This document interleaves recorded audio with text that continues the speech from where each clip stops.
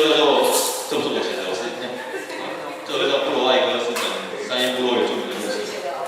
耶！就是我之前去直播间考街头艺人之后，我唱这么多首歌，唯一有人投钱给我的歌，所以我还蛮有信心的。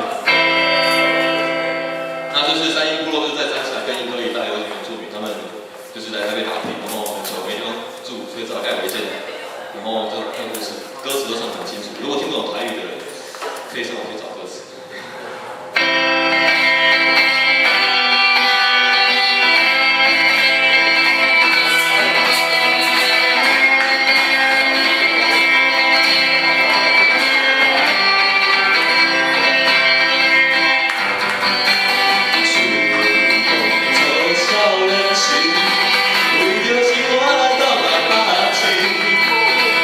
为着